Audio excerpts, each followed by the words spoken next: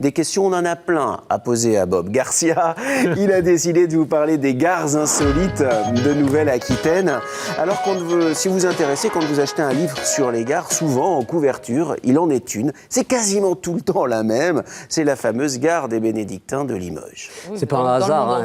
Elle est dans le monde entier, tu as raison, absolument. Dans le monde entier, exactement, puisqu'en fait, elle est considérée, il y a un magazine américain qui l'a classée parmi les 10 plus belles gares du monde, excusez du peu. Donc forcément, ces images reviennent.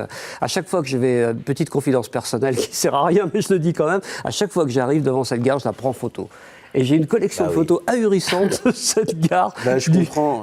Elle a une histoire assez unique. Une histoire qui est gravée un peu dans sa pierre, dans son architecture, dans la façon dont elle est conçue. Elle est d'abord construite sur un endroit qui était une léproserie, qui s'appelait la Maison Dieu, qui a donné d'ailleurs son nom à la place Maison Dieu à Limoges.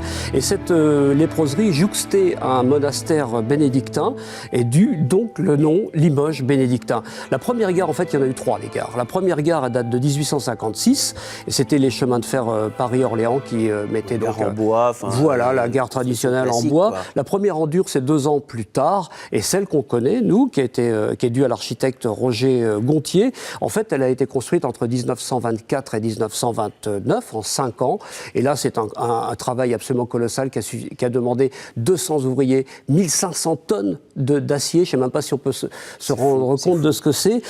Elle est en pierre à l'extérieur, mais en béton derrière la pierre. En béton, oui, voilà. C'était unique à l'époque de construire comme ça. Mais absolument. Et on en reparlera d'ailleurs parce qu'elle n'a pas eu autant d'engouement que ça. Oh non, les Limougeons ont détesté son campanile et surtout son dôme qu'ils appelaient la motte de beurre. Oui, c'est ça. Ils appelaient ça comme ça. Elle a des particularités, elle raconte des choses, cette histoire. Voilà, gravée dans la pierre, gravée dans la façade, etc. La façade qui est due à Henri-Frédéric Varenne, donc, qui est le sculpteur de ces fameux 2800 mètres cubes de pierre de taille.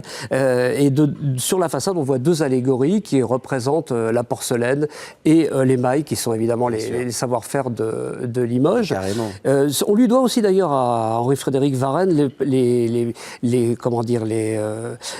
sculptures de la préfecture de Limoges. Voilà. Ah oui, c'est vrai qu'il y a de ça. Donc il y a un petit air de famille entre tout ça qui raconte un petit peu les mêmes histoires. Aussi, et les fameux vitraux. Les vitraux de Francis Chigot à l'intérieur, qui est effectivement dont la première chose que l'on remarque dans ces vitraux, ce sont des feuilles de châtaignier qui sont, disons, l'enseigne du Limousin.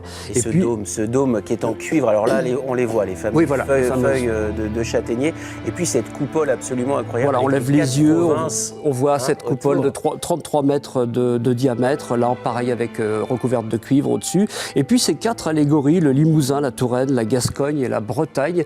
Vous me disiez, avant de commencer, je ne sais pas si on peut le dire, ça. Si, elles sont toutes de face, sauf une. Sauf une, et on ne sait plus laquelle, il faudra qu'on retourne tout à l'heure. Parce qu'il y avait une petite confrontation entre les régions. Mais c'est une façon de raconter l'histoire aussi. La gare est magnifique, la façade, le fameux bloc de Saint-Doux, comme l'appelaient les Limougeaux, et puis ce fameux beffroi. Le beffroi, extraordinaire aussi, qui fait non plus que ça, 67 mètres de haut. Centaine de marches. 110 marches ou 100 marches, oui, voilà. Et qui est surmonté donc, par ces fameuses 4 grosses horloges de 4 mètres de diamètre. C'était peut-être la seule méthode pour beaucoup de gens d'avoir l'heure à l'époque, hein, tout simplement. Avec une anecdote. Une petite anecdote marrante, c'est qu'au début, l'aiguille des minutes avançait de 2 minutes. Donc les gens qui étaient un peu à la bourre, ils disaient, oh là là, je vais rater mon train. Donc, ils avaient 2 minutes de mou. Ils avaient 2 minutes de mou, ils arrivaient, miraculeusement, ils avaient leur train quand même. Il faut dire que l'aiguille des minutes, elle fait plus de 2 mètres de mou. Oui, c'est pas la petite trotteuse de nos montres, elle est maillotche. Alors il y a cette gare, alors on la voit de partout, c'est un peu la tour Eiffel de Limoges.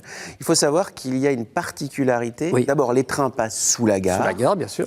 Mais sous les rails, il y a encore une autre particularité. Oui, la gare, effectivement, la particularité, on l'appelait le colosse à 1000 pattes aussi. À l'époque où elle n'était pas en odeur de sainteté. Et il y avait une rue, on appelait ça le souterrain, mais en fait c'est une rue souterraine, une rue couverte on va dire plutôt, qui fait 110 mètres de long, qui malheureusement on ne peut plus visiter actuellement pour des raisons de sécurité, pas plus que le beffroi d'ailleurs, on peut plus monter là.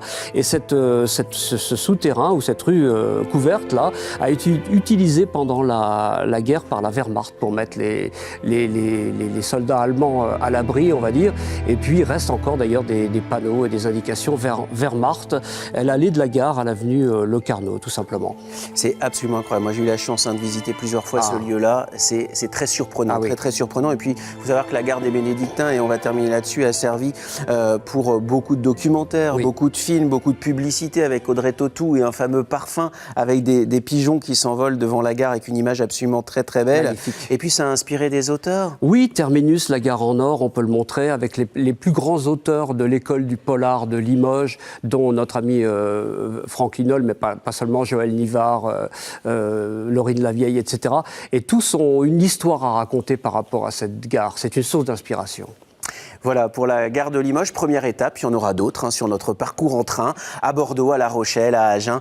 Et on continue ce voyage-là avec Bob.